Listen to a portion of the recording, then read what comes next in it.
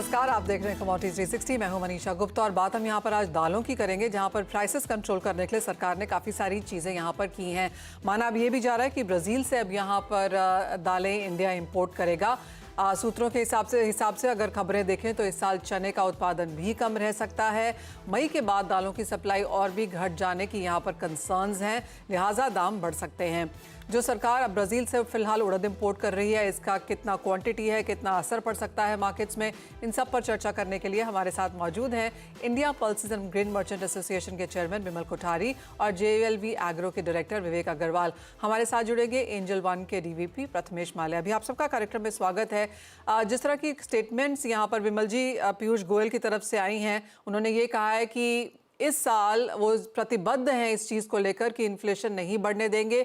कुछ concerns of course यहाँ पर प्याज, आलू और दालों को लेकर है और यहाँ पर लगातार वो कोशिश करेंगे कि एक तो सरकार बफर स्टॉक बनाए और दूसरी तरफ इतनी अवेलेबिलिटी क्रिएट करे कि प्राइसेस ऊपर ना जा पाएं।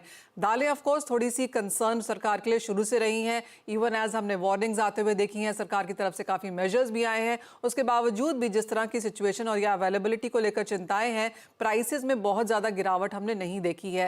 As of now overall supply and demand situation आप कैसे देखते हैं? धन्यवाद मनीषा जी, आपने मुझे आमंत्रित किया। देखिए, दालों की जो प्राइसेस की चिंता है, मुझे नहीं लगता है इसमें कोई ऐसा बहुत बड़ा कंसर्न है। अगर हम दालों के प्राइस देखें लास्ट 3-4 महीनों, तो हम देखेंगे अभी जो प्राइस है, सभी दालों के प्राइस नीचे आए हुए हैं। आप चने की बात करें, चने में भी मंदी आई है, कम से कम ऊपर के भाव में 3-4 रुपए नीचे आ गया है। चने की अभी आवक शुरू हुई है और होली के बाद इसमें काफी आवक बढ़ेगी। मंडियों में चना MSP के आसपास बिक रहा है और उड़द में भी कम से कम ऊपर के भाव में अगर आप देखें 1.5 से 2 महीने में कम से कम 5 से 7 रुपए किलो की मंदी आ चुकी है। मसूर MSP के नीचे, MSP से 6 रुपया किलो नीचे बिक रही है। एक्सेप्ट एक तुअर जिसका उत्पादन हमारे यहाँ इस साल कम था, लास्ट ईयर भी कम था, उसके भाव जरूर बढ़े हुए हैं, लेकिन वो भी प्राइस जो है लास्ट 1.5 महीने से लगभग स्टेबल है, उनमें कोई खास वृद्धि हुई नहीं है। और जहां तक अवेलेबिलिटी का सवाल है, सरकार ने ये सोचते हुए कि शायद इस बार अवेलेबिलिटी में कुछ इशू रहेगा, तो उन्होंने जीरो ड्यूटी पे येलो पीस का इंपोर्ट अलाउ किया, आयात अलाउ किया था, जो लगभग जो अभी 30 अप्रैल तक उन्होंने अलाउ कर दिया कि 30 अप्रैल तक जो भी शिपमेंट होंगे वो इंडिया में अलाउ होंगे और वो जीरो ड्यूटी पे अलाउ होंगे। तो इस इंपोर्ट से एक लगभग हिंदुस्तान में 16 से 17 लाख टन मटर का आयात हो जाएगा।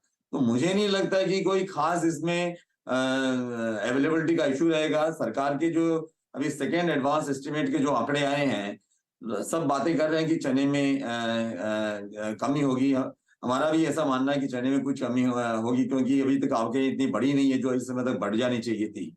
लेकिन सरकार का जो सेकेंड एडवांस एस्टिमेट का जो है वो लगभग 121 लाख टन का है। तो ये थोड़ा सा हम भी थोड़े कंसर्न है कि एक तरफ एस्टिमेट, एडवांस एस्टिमेट जो है 121 लाख टन का है, दूसरी तरफ सरकार ने जीरो ड्यूटी पे इंपोर्ट येलो पीस का खोला है, क्योंकि येलो पीस को चने का सब्स्टिट्यूट माना जाता है। तो चने का इंपोर्ट भी सरकार ने खोला, येलो पीस का इंपोर्ट भी सरकार ने खोल दिया, जो लगभग 16 से 17 लाख टन हमारे यहाँ इंपोर्ट हम देख सकते हैं कि वो आ जाएगा।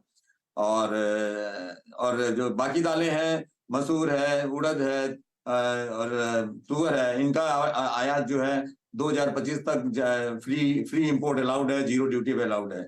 तो अवेलेबिलिटी का मुझे ऐसा नहीं लगता कि कोई इशू होगी, क्योंकि जो इन्होंने जो येलो पीस का जो इंपोर्ट करा है, इससे काफी बाजारों में इस पे काफी इम्पैक्ट आया है।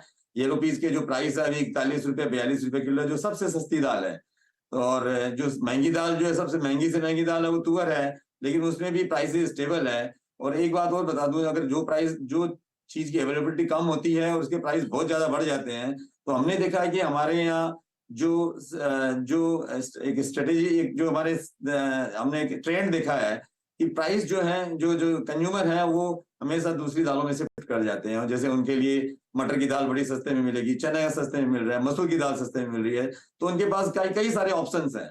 तो मुझे भाव में देखकर मुझे नहीं लगता कि नेक्स्ट अभी दालों में कोई वृद्धि बनी रहेगी। सरकार ने काफी मेजर्स लिए हैं, इलेक्शन को देख के भी उन्होंने काफी मेजर्स लिए हैं, तो मैं नहीं समझता हूँ कि इलेक्शन तक कोई प्राइस में वृद्धि होगी। That point is taken.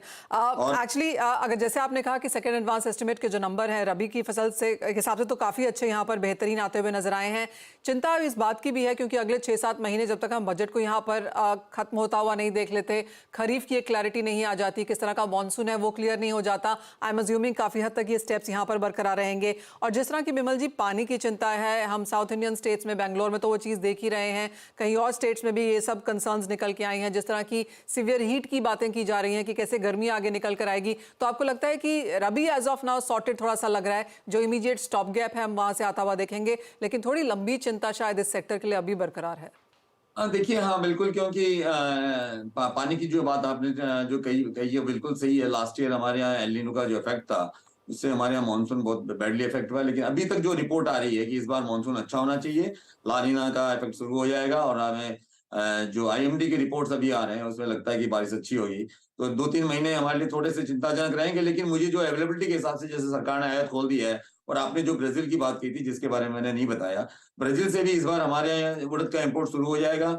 उनकी जो हार्वेस्ट है जून में शुरू होगी। लगभग हमारा अनुमान है कि इस साल कम से कम 25,000 नीचे में, ऊपर में 50,000 टन तक का उड़द का इंपोर्ट वहां से संभव है।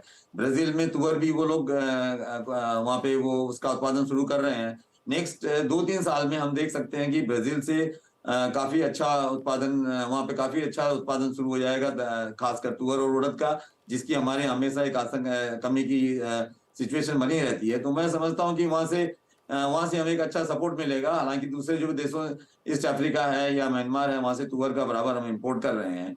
और आपने जो वाटर अवेलेबिलिटी की जो बात कही है, पानी की अवेलेबिलिटी, वो बिल्कुल बिल्कुल एक कंसर्न की बात है।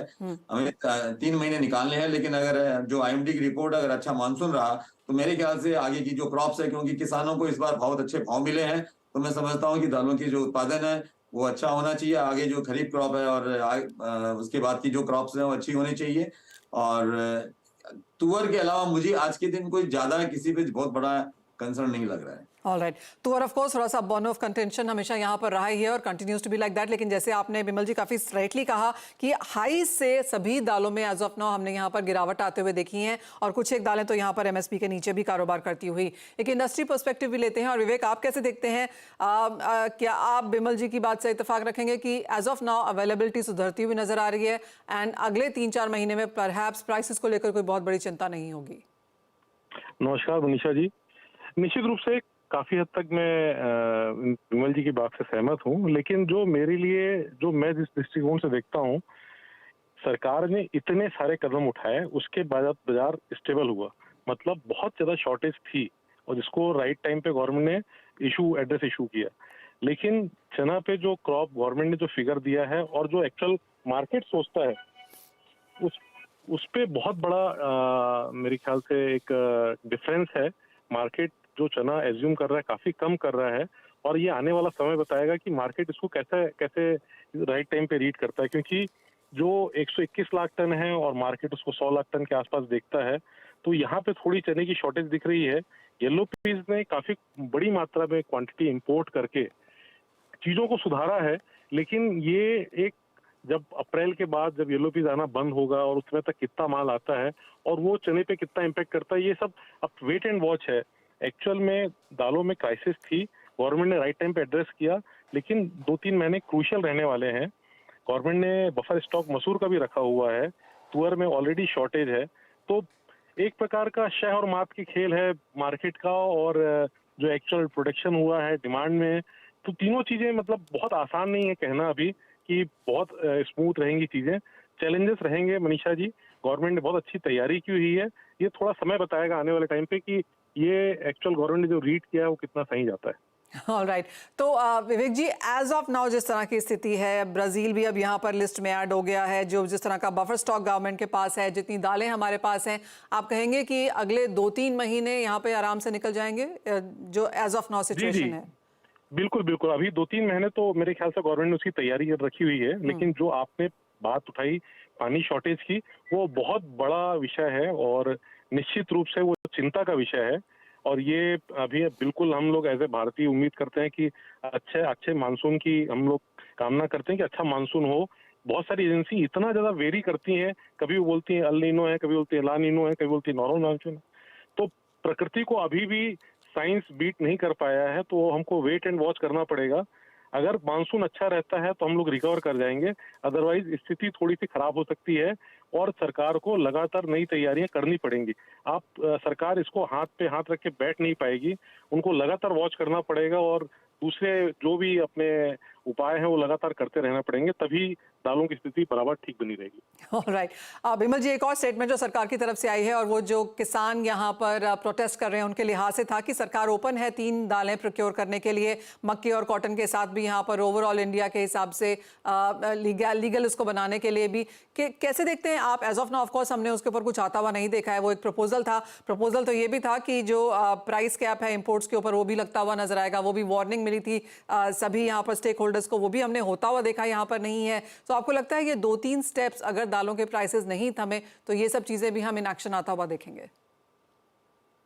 ये एक अभी कॉन्फ्रेंस हुई थी जो आपको मालूम है, ग्लोबल पल्स कॉन्फेडरेशन की फरवरी में भी कॉन्फ्रेंस हुई थी सर। उसमें माननीय मंत्री पीयूष गोयल जी ने भी एक अनाउंसमेंट किया था कि सरकार 5 साल के लिए एक प्रोक्योरमेंट का प्रोग्राम बनाएगी। तो अभी तक ये सब सारे अनाउंसमेंट्स हैं, इन पे कोई भी कदम नहीं, फर्दर कोई कदम नहीं उठाया गया है। लेकिन अवेलेबिलिटी का जहां तक सवाल है, मुझे नहीं लगता कि अवेलेबिलिटी तुअर के अलावा कोई बहुत दूसरी दालों में बहुत बड़ी अवेलेबिलिटी की इश्यू है। अगर आप देखें, मैं 3-4 मेजर पल्सेस की बात करता हूँ। मसूर हमारे यहाँ कम से कम 6 रुपया किलो नीचे बिक रही है। हमारे पास एनएफएड के पास अच्छा 6-7 लाख टन का उनके पास बफर स्टॉक भी है।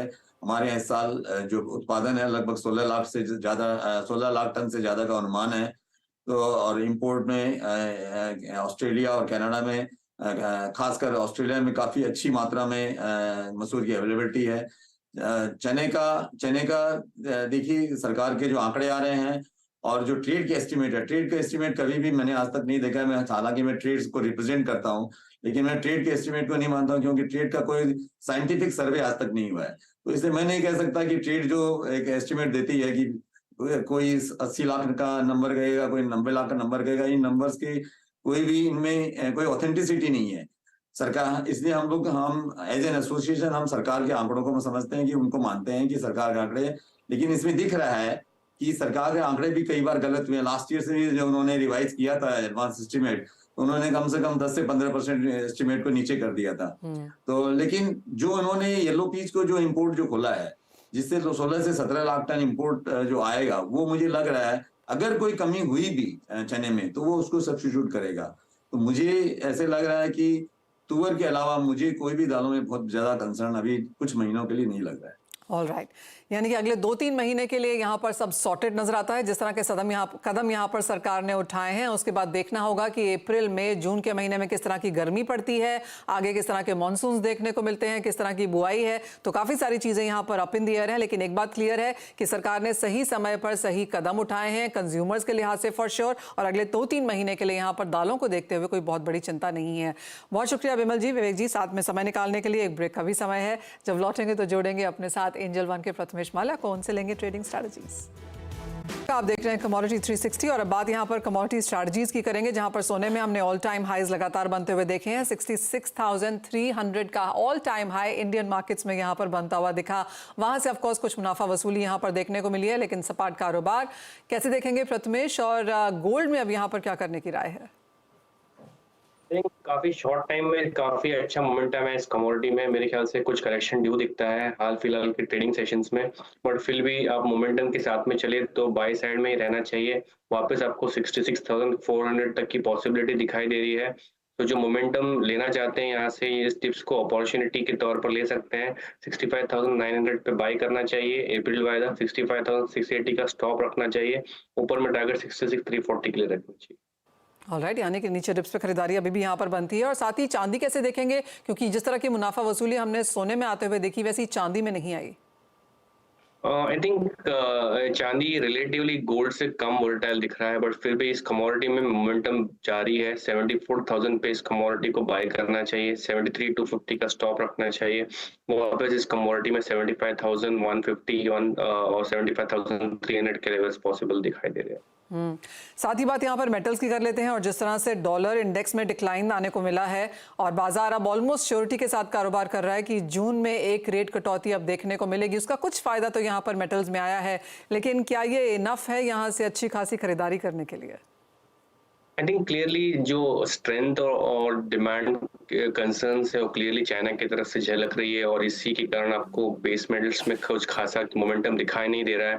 बट फिलहाल स्मॉल पॉकेट्स में आपको कॉन्फिडेंटली मेरे ख्याल से आपको एक ही कमोडिटी में दिख सकता है, वो कॉपर 734 के पास में ट्रेड हो रही है। इसको आप 731 732 के रेंज में ही बाय कर सकते हैं। 727 का स्टॉप लगाकर ऊपर में टारगेट 737 और 740 के रेंज में हो सकता है। बात अब यहाँ पर एनर्जी की भी करना चाहेंगे क्योंकि अच्छी खासी तेजी के बाद अब नेचुरल गैस में एक स्लो डाउन सा बनता हुआ नजर आया है। 150 के आसपास के स्तर यहाँ पर नेचुरल गैस में अब क्या करने की राय है? नेचुरल गैस अवॉइड करें ज़्यादा बेटर है। काफ़ी वॉलेटिलिटी इस काउंटर में, बट फिर भी जिनको रिस्क लेना पसंद है और इस कमोडिटी में वॉलेटिलिटी है तो पॉसिबिलिटी वो ऑप्शंस के जरिए ट्रेड करे। यहाँ से नेक्स्ट जो टारगेट है 140 और 137 की तरफ दिखता है, अकॉर्डिंगली प्ले करे, बट फिलहाल कोई ट्रेड न ले वो ज़्यादा बेटर रहेगा। और क्योंकि काफी सारी खबरें और इम्पैक्ट डॉलर इंडेक्स से आता हुआ नजर आया है, प्रथमेश जिस तरह की गिरावट डॉलर इंडेक्स में है इस साल में अब तक 1% ही ऑलरेडी फिसल चुका है, 103 के नीचे के कारोबार, यहाँ पर अब नेक्स्ट ट्रेंड्स क्या हैं? 100 आई थिंक मेक और ब्रेक सिचुएशन होगा यहाँ पे और अकॉर्डिंगली आपको USD/NR में भी ट्रेंड्स डिफाइन हो जाएंगे। मेरे ख्याल से USD/NR नेक्स्ट पॉसिबल भाव को 82 वाला देखने को मिल सकता है। ऑलमोस्ट 60 पैसे का जो अप्रिसिएशन यहाँ पे आपको देखने को मिल सकता है रुपये पे। तो काफी सारे जो फॉरेन स्टूडेंट्स हैं और जिनको यहाँ पर रेमिट्स करने हैं, आपको लगता है उनको इंतजार करना चाहिए और एक बेस्ट पॉसिबल लेवल यहाँ पर अब क्या देखने को मिल पाएगा इंडियन रुपी में? इंडियन रुपये में ख्याल से आप इसको टाइम डिफाइन नहीं कर सकते, बट फिर भी आपको नेक्स्ट पॉसिबल भाई जो आपको फॉरेन स्टूडेंट्स के लिए मेरे ख्याल से 82 और 81.5 आपको पॉसिबल भाव देखने को मिल सकते हैं। प्रथमेश साथ ही कच्चे तेल में अब यहाँ पर क्या राय है? बिकॉज 83.5 लगातार एक बहुत स्टिफ रेजिस्टेंस के नाम से के हिसाब से कारोबार कर रहा है। जितनी बार भी हम देखते हैं 83 के ऊपर कच्चे तेल को जाते हैं उतनी बार हमेशा मुनाफा वसूली। Clearly I think $83 Brent specifically और नाइमेक्स के लिए 78 ये काफी रेजिस्टेंस जोन के तौर पर देखा जाए। मेरे ख्याल से यहाँ पे आपको सेल करने की सलाह रहेगी इस काउंटर में।